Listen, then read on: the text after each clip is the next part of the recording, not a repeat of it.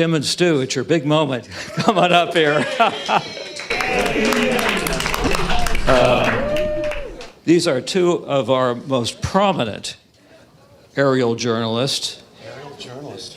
Yes, the dreaded J word. We never used it in my newsroom, but I can use it here. Tim, there he is, spent 30 years in law enforcement, eventually becoming a police helicopter pilot. In 2004, he began a new career flying news helicopters.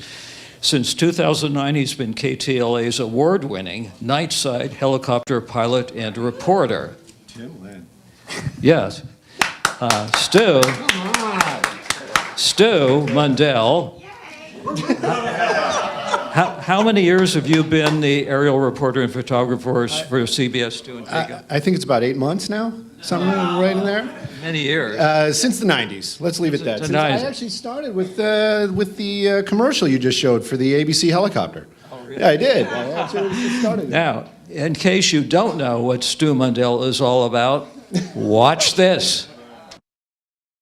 Barricades, He's inside that store by himself. brush fire, The fire crews say they'll be here until the morning hours. high-speed pursuits. Woo!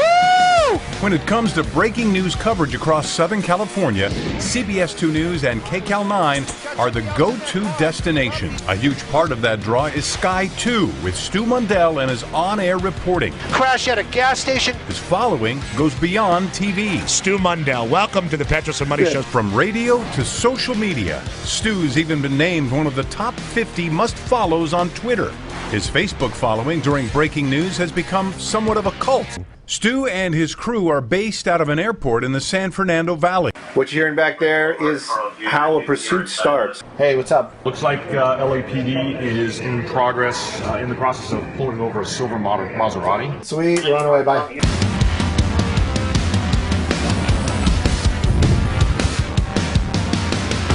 When you do breaking news, that's what it really is all about. You got to get there, and you've got to get that stuff on tape, because once it's happened, it's it. You know, there's no take two.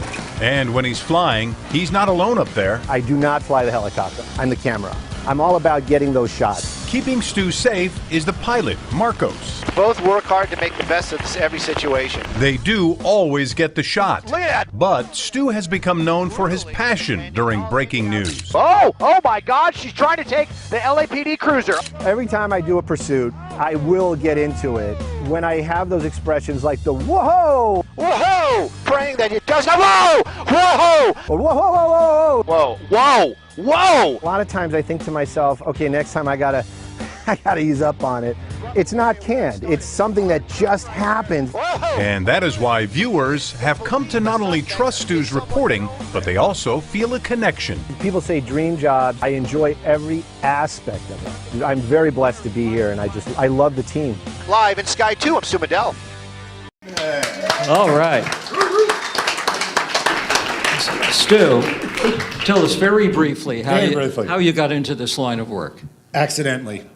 You know what? First of all, I can't make this brief. I got to say, looking at everybody watching all this, educational, and seeing, it's really cool seeing the difference in the technology, but the personalities are almost the same.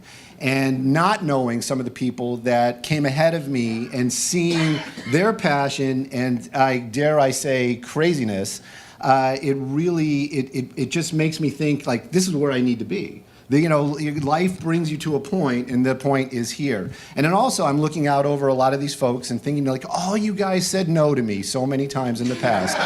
No, I'm just playing. I'm just playing.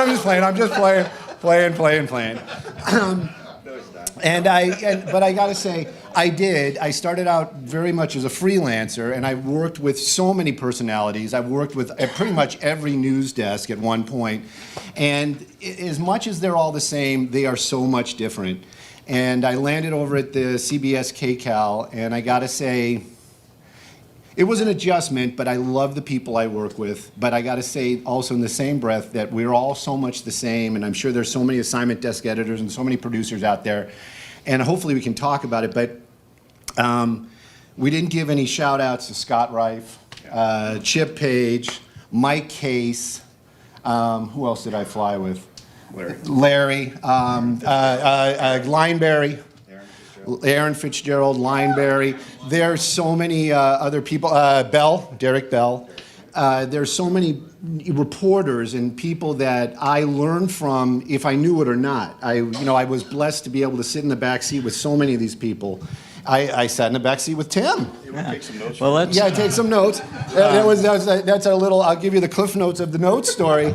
So I flew with a lot of people, and then I flew with Tim one day, and it was like a fill-in gig. And I'm sitting there, and we get over a story. We're out in the middle of nowhere, some BS body found somewhere, and the assignment desk is running down all this information, and I'm just sitting there, like I usually do. And then Tim says, "Give me the paper," and I'm like, "What paper?" It's like, "What are you talking about?" Yeah. And he's like, "Didn't you write all that down?" And I said, "Write it down? Are you kidding?" And then he tells me, "Everybody writes it down." And I'm thinking, I've flown with everybody. Nobody writes anything down. Okay, well, so we've got a lot to cover here. So let me ask Tim the same question briefly. Look at that. And there you are as a police pilot, 30 years in law enforcement. You made your way into flying there for the police, then to KTLA. And tell us a little bit how that happened. Well, I wish I had that brown hair and brown mustache still. Get off my... No, I got into flying just as wanting to fly on the weekends, go get a Catalina Big Buffalo Burger, things of that sort. And then being a police officer, I was K-9 handler, motor officers, undercover, all that stuff. Loved police work. And then I started getting into aviation, and I was trying to figure out how to put my two loves together, flying and police work. And luckily, I worked up at Culver City PD for about 13 years, and then found out that Orange County, they have a lot of helicopters down there. And I found Huntington Beach PD because they had 5 old guys flying their helicopter, and that's the only reason I went to Huntington. Got down there, worked my way through patrol, and then ended up in the helicopter. I was one of the line pilots and line instructors. And working through, and they kept asking me, as they do, when are you going to retire? And I said, well, when my walker doesn't fit in the helicopter, I'll probably quit. So back and forth, I died and gone to heaven, living in Orange County, moved out of LA County, and down there, 4-mile drive to work, and just loving life, and thought, this is it. And then one day I was on a pursuit, chasing this guy around, and and I'm circling, and I keep looking up at the helicopters above me, and I go, how do they do that? They're just sitting there. We've been doing this for a couple hours. They're just sitting there. So made a phone call or talked to one of the photogs from Channel 9 down in Orange County, and, hey, give me a ride with this guy, Larry Welk guy. I said, I want to see what it's like, see what you guys do up there. So after many calls and many introductions, I finally showed up one day at Burbank Airport, came in, walked up to Larry, said, hi. He goes, hi, Mike, how you doing? Hey, I'm not flying tonight. You're going to fly with a guy named Jim. So I let him call me Mike for a couple days, and came back a couple times and really enjoyed it. And what I really enjoyed about it is you don't know what you're going to do when you go to work that night. Mm-hmm. Police work, you're going to get in there, you're going to fly 5 hours, you're going to stay pretty much in the same area. But in law or in news, you have no idea where you're going to end up. I took off one day on a pursuit in Lakewood and ended up at Donovan State Prison down by the Mexican border. So that was the thing. So Larry offered me a job. He asked me when I wanted to give up my cushy government job, and so I talked to the wife, Elizabeth, and I said, what do you think about doubling our income and retiring and starting my new career? The only downside is now I turned that 4-mile drive into a 54-mile drive because I go up that hellhole called Whiteman Airport. Yeah. It's got a tower now. So, but nothing else has nothing changed. else. We're going to move on to the first topic now. Safety in the skies, and here are some examples of things that can go wrong, that have gone wrong in the past, and one of them you're going to see an incident involving Tim as photographed by Stu, and you'll hear Stu talking about it, and then we're going to cover more on that afterwards. So here's our compilation. As fellow workers at WNBC Radio remembered traffic reporter Jane Dornacher, questions surrounding the cause of the crash that killed her remain unanswered. Federal investigators are on the scene looking for clues in the tragic crash of a television news chopper. Dude, he's on fire. A lot of smoke coming out of that engine compartment. The whole doghouse is filled with smoke. I'm sure he's landing. He's got to be landing. Woo! The laser flashed at a news helicopter, the cockpit filled with green light. Tonight, 2 suspects now under arrest. And this comes amid a flurry of those close calls. 20 aircrafts hit with lasers in just the past 24 hours from New York to Dallas to California to Florida. The dangerous laser strike aiming straight at a news chopper. ABC's New York station WABC calling authorities Wednesday night. Are you able to zoom in and get that place? Yeah, we're going to try and do that now. Police rushed to the scene. Yeah, we still have eyes on them. The car's going to be parked there. They're walking away. The 26-year-old man arrested and could now face federal charges. A KABC chopper hit midair by what's believed to be a drone, leaving marks on the aircraft. That collision was strong enough to punch a hole in the tail of the helicopter. With more drones flying, this is becoming a bigger and bigger issue.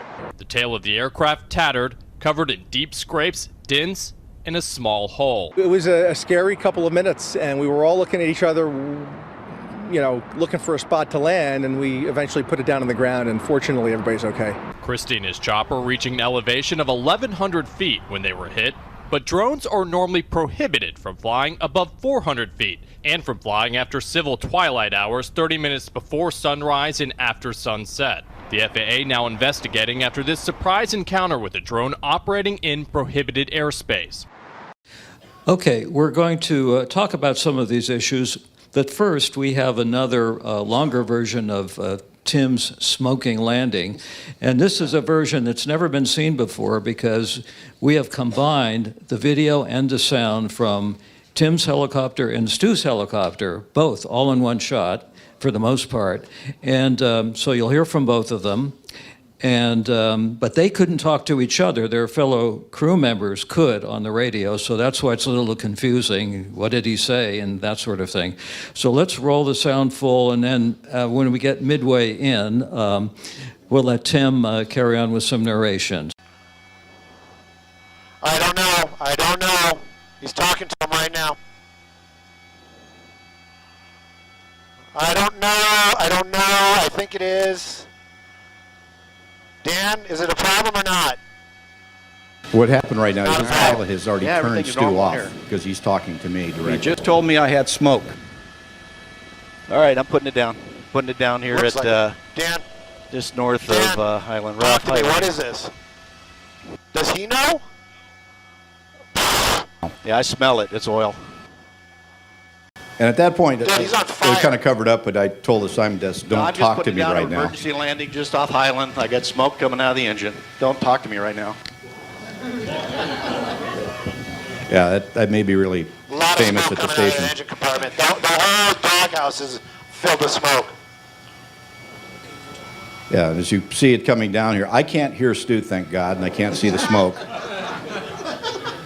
Right now, everything is normal in my cockpit. All the gauges are normal. I You just guys know want to come to us, we'll definitely do something on this. I don't know what he's going to do.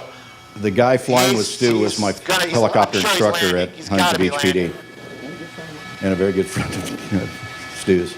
So when your instructor tells you to put it on the ground, you don't argue with him.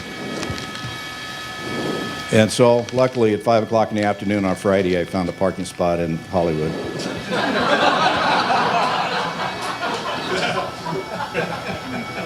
Got charged for it too. And a very large Russian guy in a black Land Rover pulled up and asked for $5,000 He's parking fee. Fountain and Highland. Fountain and Highland. Fountain and Highland. Fountain and Highland, you get that? Franklin. Okay, it's Franklin. That's the joke. We didn't have Sky Map.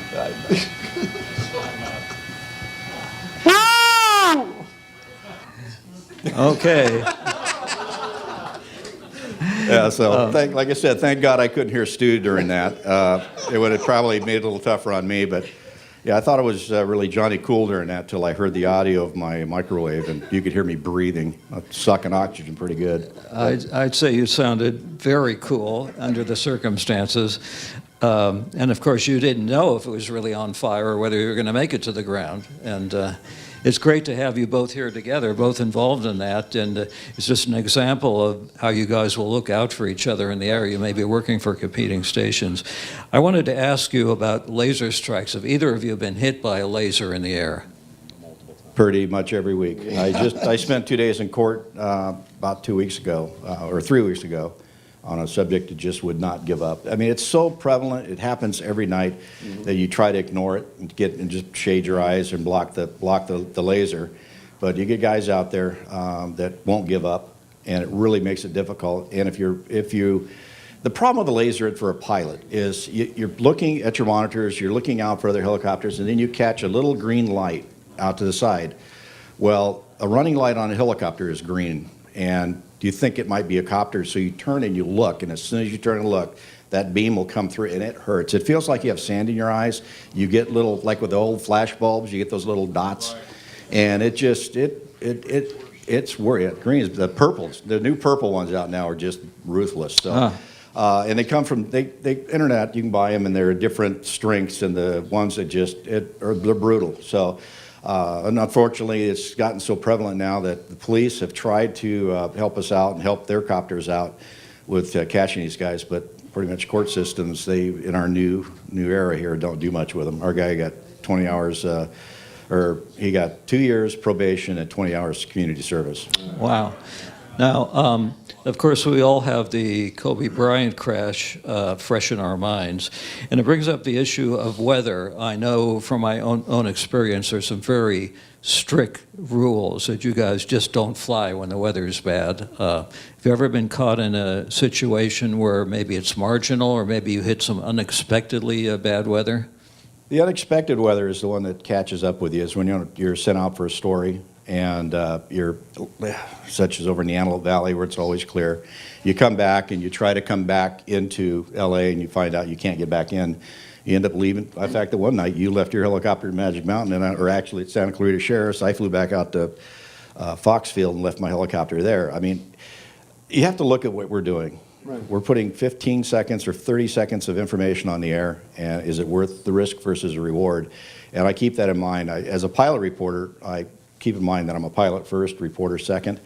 And luckily, from the days gone past, a lot of forcing was done to force guys to fly to get to a story. If you wouldn't do it, they'd find somebody who would. Guys would kind of stick it out there, and we learned from that. And we have pretty good weather minimums now that we have. It's personal levels. You don't force anybody to fly in something they don't want. The guy in the back seat has just as much authority to cancel a flight as the guy in the front seat. So lowest comfort level, and as soon as that happens, we turn it around and come back. You know, the whole thing about in the aircraft and weather, I'm usually lean more towards the pilot, even though some of my pilots right now are 20-something years old. But you always got to remember that's kind of when we all started flying as well. But it is just like Tim said, it is very much a democracy, and safety is always a big issue. It always has been. And as for landing in places, in the past, we've landed at the Santa Clarita Mall one time when I was working with NBC. And we actually went over to the Red Robins, and I remember sitting there at the Red Robins and hearing somebody in the other booth saying, "Hey, did you see a helicopter in the parking lot?" And somebody said, "There is," and he gets up and he looks, and they're like, "Oh yeah, there's a helicopter out there." And that was it. Nobody really even cared. But we have been stuck because of weather. we've had mechanicals in the air as well, where we've had to make landings. I'm not going to mention a pilot's name, but one time we had the high governor issue in 717, and we're flying, and my pilot is coming unglued. He's literally "Oh my God!" And you can control it with the with the throttle, and that's basically what he was doing. But he's panicking, and he's like, "Oh, where are we gonna put it down? Is it an intersection?" And I literally am in the back seat going, "We just flew over El Monte. It's right there, El Monte Airport." So, it's one of those things where it really is teamwork in the helicopter. I can't speak for all the photographers, Vinny, but we all seem to get along with our pilots, and there has to be some sort of give and take, and you got to make, the job is fun. You can't fake that. But everybody in there gives, and everybody listens, and there's a lot of trust that goes on. Right. And not just in one aircraft, but in all the aircraft. So we know everybody. I can tell you one thing. Coming from a law enforcement background, it's very regimented, very strict, and I thought I was the best pilot in the world until I showed up and tried to fly news. It's very difficult. It's a very specialized skill set, and I have to thank Alex Calder here. He was the first photog that was brave enough to get in a helicopter with me after I was first brought on as a police or as a news pilot. He taught me a lot. The famous line with him is, "I'm going to make a news pilot out of you yet." And so thank you, Alex. But you don't realize how much goes into that, putting news on the air from a helicopter. And from the pilot side, I have my responsibilities. Stu in the back seat has his responsibilities, and together we work together. And the biggest thing is you want to bring all the parts back to the airport every night. And so no news story is worth sticking it out there and doing stupid stuff to try to get a story. Great. Now we're going to move on. We're going to cover the helicopter crash of Chris Kelly. And the reason we wanted to do this is because it was a great example of the TV crews, helicopter crews, coming to the help of their fellow crew members. Even though they're working for competing stations, they're willing to break off from the story they're covering to do this. So here's the story we put together on this, and we're going to see what happened in years later to Chris Kelly and her fellow teammate. Okay? Phil Arno was an award-winning helicopter news photographer and reporter in Los Angeles for 10 years. So live to Phil Arno, who's flying overhead in Skyfox, and give us the very latest. Phil? Phil Arno is in Skyfox over the scene. On the night of March 26, 2000, he was flying with KTTV pilot Chris Kelly, seen here at a later job at KCBS and KCAL. They were hovering over the Shrine Auditorium when the Academy Awards had just ended. Their chopper accidentally lost hydraulic power and plunged down toward the red carpet. Kelly regained control and headed for home base at Van Nuys Airport. Channel 9's helicopter was also covering the Oscars for Entertainment Tonight, and pilot Larry Welk broke off to escort the stricken chopper. Kelly was about to land when her helicopter spun out of control. Oh, no. Oh, KTLA's helicopter also left the Oscars to escort Kelly, and ironically got an even bigger story, capturing the only video of the fiery crash. Larry Welk landed seconds later. His cameraman, Aaron Fitzgerald, dashed onto the flaming tarmac, pulling Kelly to safety. Then he freed Arno from the wreckage. Both victims were drenched in jet fuel. Welk took to the air to shine a light on the scene. Welk and Fitzgerald were acclaimed as heroes by the LA County Board of Supervisors. Fire officials said without their quick action, the spreading flames could have killed Kelly and Arno. But the fire department criticized Kelly for not declaring an in-flight emergency. That would have brought crash trucks to the scene in advance. Arno suffered a shattered ankle. He was in a wheelchair for 3 years and underwent 9 surgeries. A jury awarded Arno $13 million in damages from the helicopter's operator, Helinet. Arno gave up his helicopter career. He and his family moved to his hometown of Buffalo, New York, where he became the owner and operator of a successful television station. Kelly went on to become the pilot operations manager for Helinet. In 2009, she teamed up with reporter Amelia Earhart. They were the first all-female news helicopter team, flying for CBS 2 and KCAL. Amelia is, in fact, a distant relative of the famous Amelia Earhart. I'm just so happy to be here with Chris Kelly. I think we've got a really good team going. Love this helicopter and can't wait to get started. And Chris, you were saying that you've been doing this for about 10 years now, so you know the streets, you know everything about Southern California. That's right, so we can get out there and get that breaking news on there first. We're going to talk about a typical day in the skies, typical work day. And we've got some video here, and we're going to go to that. And I want to ask Tim first, who is seen in this. Typically, what does your day consist of? You go up and look for something, or the assignment desk sends you to something, or a combination of both? A little combination of both. During the ratings period, we cruise for news, but during the regular months out of sweeps, we sit, I say play fireman. We wait for the bell to go off, we run out, handle it, and come back. But yeah, we're based at Whiteman Airport, so we can get off the ground within about 5 to 6 minutes and get pretty much anywhere pretty quickly. So. And Stu?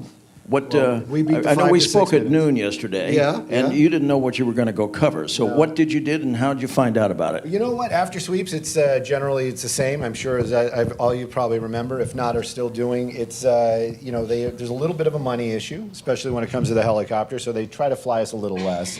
You know, the shooting in South Los Angeles becomes, oh yeah, we're not going to cover that. From well, we need to be there right now. So they don't fly us as much, but the same kind of deal. We get in the air a little faster than they do. We're 2 to 3 minutes, where they're 5 to 6. No, I'm just And playing. you were out looking for the hearse with the body in it the other day? Yes, and you know what? That was one of those stories where you talk about camaraderie and competition. We don't play the old stringer games where we're like get on the radio and say. And by the way, most of the radios are encrypted now, so we can't hear everybody except for CBS. CBS, yeah, everybody can hear us for some reason. But at any rate. But everybody was out looking for that hearse. Believe me, everybody was out looking for that hearse. And there were helicopters all over. And every time a low jack went off, and every time an officer says the word, black vehicle, it's like, you could just see all the helicopters moving around trying to get that hearse. Turns out it came up in the morning. But still, we were all up there, and the law enforcement, very... I don't know what the world was like before, because I kind of showed up in the 90s, but law enforcement still very much, we have relationships. There are some officers that like us, know us, and will share information, and other ones just pretend they don't even hear us on O2. Let's talk about another subject that you guys cover more often than you'd like to, and that is wildfires. Wildfires, of course, we know the fire season here.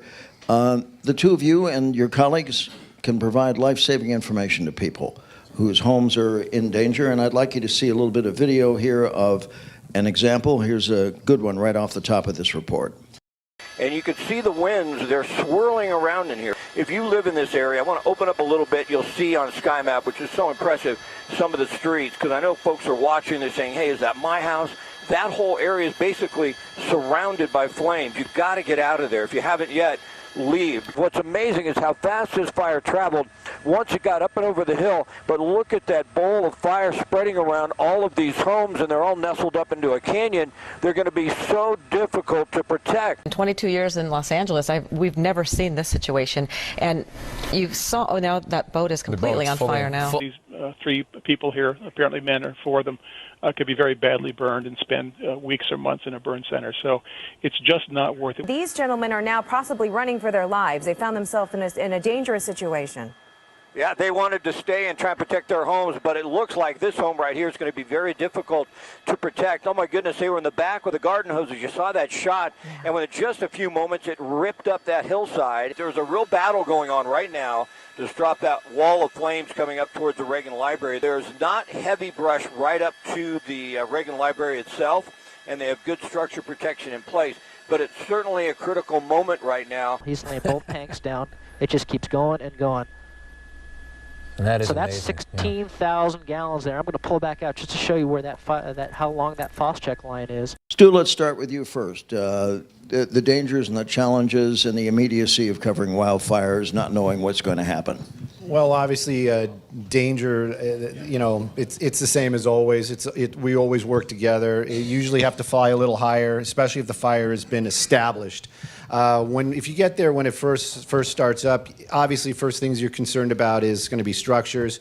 And the fires themselves, it's very dynamic, and it's one of those things that I guess it's one, if you live in those areas, you're going to be very, you're going to tune in, you're going to listen, you're going to watch.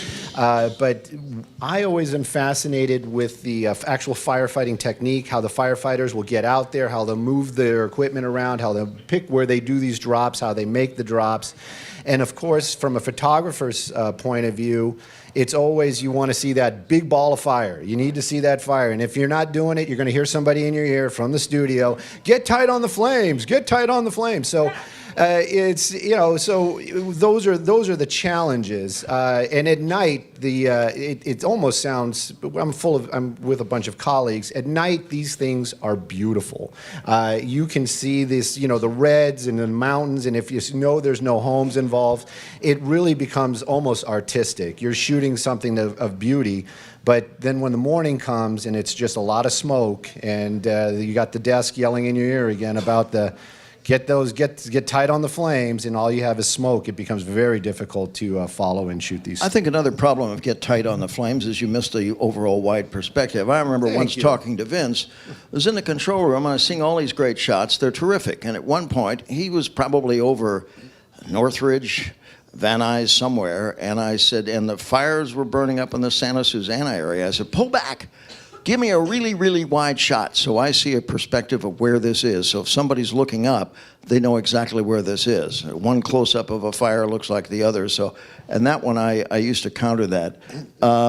Tim, go ahead, Stu. I was Sorry. going to say one other thing with the helicopter as a tool for the news desk, the Woolsey fire, for instance. We flew over it. We saw actually where it started, and they were sending us out to another fire, and we just kind of shot it on the way. And that's one of those things. It's where the news desk later on will be, hey, didn't you shoot that? Didn't you get that? And then also when the fire was burning, there was many a day where we would see something burning. And the Woolsey fire was huge. And we would go there, and then they'd say, well, where are you? I'm over in the West Valley. No, there's no fire over there. They would literally say that. And I'd go wide. And that's when our map was new. And I'd be like, yes, look, it says so right there. It's West Valley. That's where we are. Hey, Tim, as somebody who was in law enforcement before you got into this, where do you kind of draw the line on speculating? You don't want to be scaring people that this is going to blow over their neighborhood. Where do you draw the line? Yeah, that's one of the things that I've always had issue with is overselling the story that, this fire is completely out of control. It's this, it's that. It's tearing things up. And finally, I was finally schooled one night by myself. I'm talking about this fire in the 241. We're looking at it. It's a black hole with a fire. And I see the fire, you see it's racing along. The flame links are licking there, and it's just moving really fast, and I'm really playing it up. And then this fire I'm looking at goes by a no parking sign, and it's about halfway up the no parking sign. So that was my first visual of how big that fire actually was. And from that point on, I kind of made up my mind, no, I'm going to talk about what I actually see and play it down. But the thing about the community service of this is it really makes me feel good when I'm talking about a fire, especially the Woolsey fire, because it went so fast, and talking about the things that here, the streets it's coming towards is that when they take a caller, and that caller then says, yeah, I was listening to your reporter, and he said this, and so we decided to leave the area. So we're giving that service to the people of where this fire is, especially if they live in that area. They're really interested in what those streets are versus a guy living down in San Clemente. He could care less. He has no idea where the Woolsey is. We're going to go to Pursuits next. And Pursuits is one of these things that, oh my, I've been in the booth for a lot of these things, and you sometimes worry about, should you have this on delay, and what's going to happen? Is this going to go bad while we're being live? I want you to take a close look here at some sound that we put together on the subject of Pursuits, and then we'll talk about it. There he goes. This is a 7-Up truck. Now, this was my all-time favorite pursuit in covering this. Vinny was in the sky. I was in the notorious Edit 7 at KTTV. And just look at this guy go. He got bottles and cases and cans flying all over the place. And Vinny was telling me a story that the anchors asked him, why did he steal a 7-Up truck? And Vince, very quick on his feet, said, because he didn't like Coca-Cola. Actually, I interviewed the driver. Did you really? He was on Coke. No. He really was. Let me take you to some sound full here to look at the subject of Pursuits. Are losing control into the side wall, smash, overturned car, boom, on fire. You see other car trying to stop. Not clear. Oh, he's spun out. Just got T-boned through that intersection. Boom! They carjacked this car at gunpoint and ended up getting into the CHP car of the vehicle of the CHP officer that was following him, and it was in foot pursuit. Perfect. Got himself stuck, and now he's coming out. You don't want to start doing that. Start driving towards police cars. That's going to make this thing end. And now you see a police car just driving into him, drive him into the curb. Very good. And just blocking him in. But he is fighting his way out of that, and hopefully this unit can just shove him right into a car. Bang, right there, that poor guy waiting for the light. A murder suspect hanging outside of the window of the car he was riding in, firing back at officers in hot pursuit. There he is, shooting at officers right there. Shots fired. Pointing a gun, shooting randomly. Drivers caught in the crossfire. Thankfully, none of them seriously hurt. Officers are shooting at that vehicle right now. Wow, suspect is hit. Suspect is down. Driver door open. She's running, and as you see here, she's stuck up trying to make the jump. Oh, made that jump. Oh, my goodness, that was something else. Another jump down to a car, firing at him. Shots fired. You see the guy stepping out. You see rounds hitting the car. And the Downey officer is right there firing at the passenger side. Oh, there's the sparks. We have not even a remnant of a wheel left on that vehicle. So as you can see, look at him trying to accelerate with those rear wheels full speed. They're not going to go anywhere now. He started off this pursuit. Oh, look at this. Oh, a collision right there. Terrible accident. Hitting that car, T-boning it. The driver is out of control, crashed into a fence here. This is an alleged 187 murder suspect. It looks like she is holding that child, and you can see how officers are yanking her out of the vehicle. Ooh, right here. Ow, that's it. Oh no, she's gonna try to keep going. Interesting. And oh, there we go. Oh, just hit that PT Cruiser. Oh my gosh. Oh, now she's gonna she's adding on the charges. This will likely count as an assault on a peace officer. Here they're coming up real fast on the pit. Here it goes, 1, 2, 3, spinning out the car. They're trying to divert these officers, these suspects throwing money out of the window. He's on the beach here. He's headed for the water. He's going to get stuck here. He's going to stick. All right, he's out. He's going to go for a swim. I'll just let him float around until he gets tired. Yeah, he's still fighting with them. I think she's trying to fake out some of the officers, maybe running low on gas and trying to slosh some unbelievable brazen driver damage already. She's to the heading front. the wrong way. Wrong direction. Oh my goodness! Look at that. Now, officer, now that she's really driving Oh my like gosh! Now she's going back erratically down. like this, do you think they'll really pull a pit maneuver or something? Yes, at this point in time, she's exhibited that she really does not have much thought for the safety of others on the road. It's and she's getting herself Oh, up. no. Nope, And yes, the car's not. still going. Oh, she's angry. Wow. She gets out to yell at police. Here we go. Looks like they're going to pull the pit maneuver on her. Right there. There we go. There we go. There we go. Wow. Her front bumper looked like there was already some damage. She's going to keep going. And she is. She's angry at the officers. Surface streets now, so let's be very careful as we watch this. Oh, look at that. That's an intersection, obviously. There we Oh, go. look at that right here. There she is. At And she's not stopping. 41, look at that. Now they've got her boxed in. Oh my goodness. She's like giving up.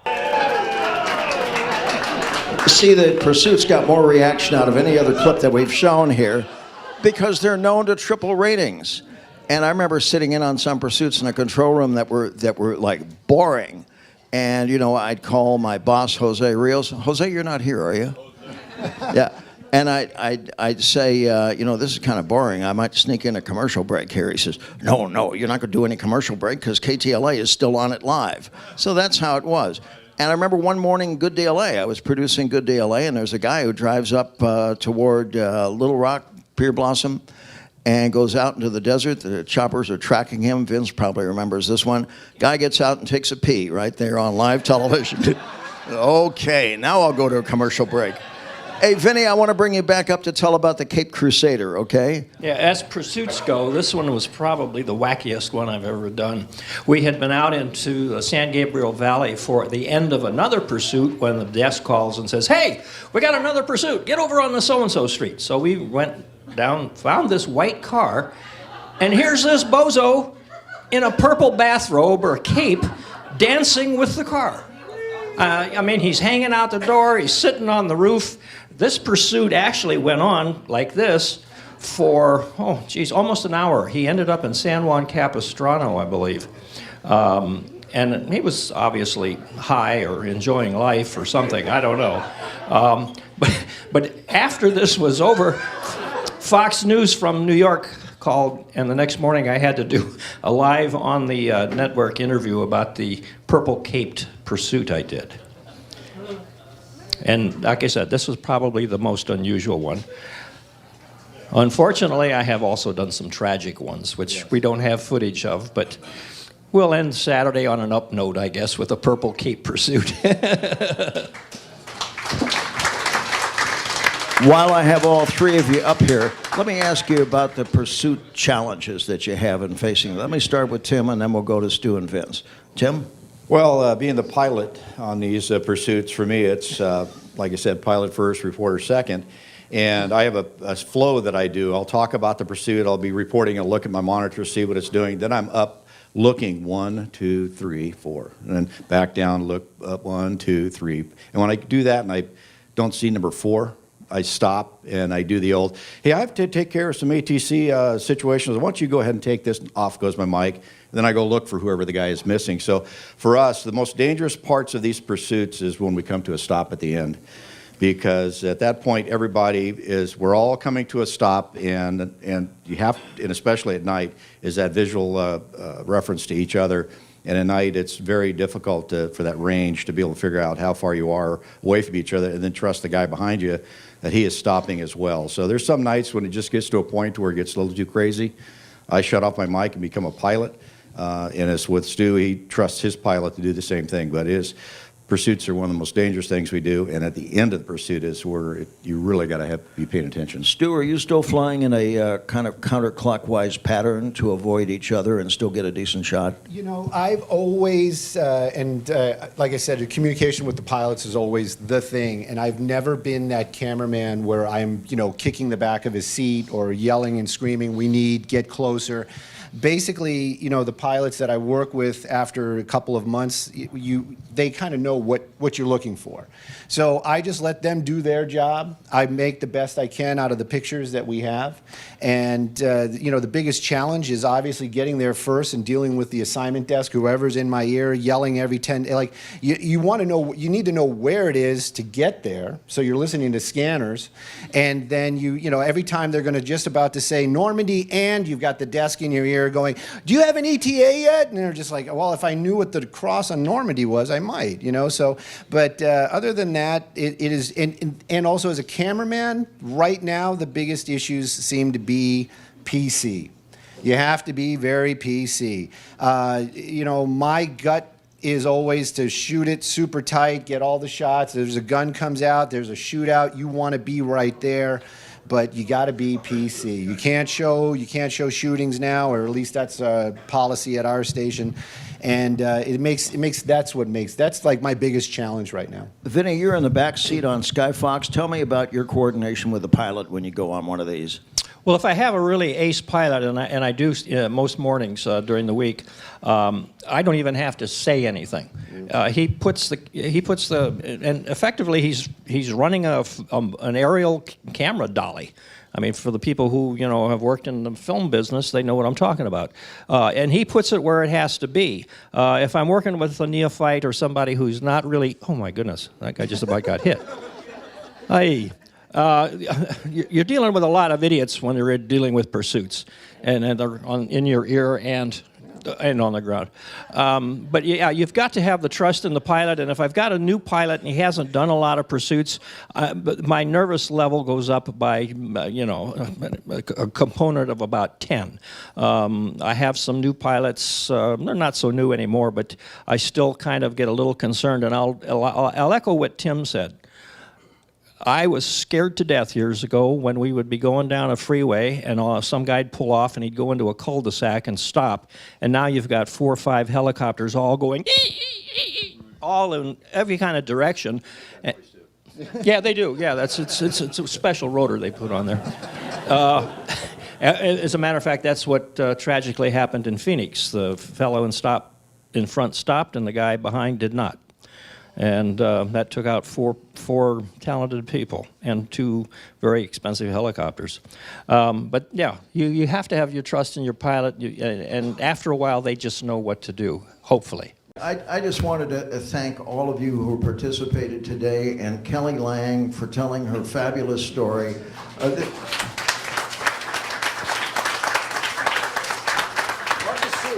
And for all of you, thank you very, very much.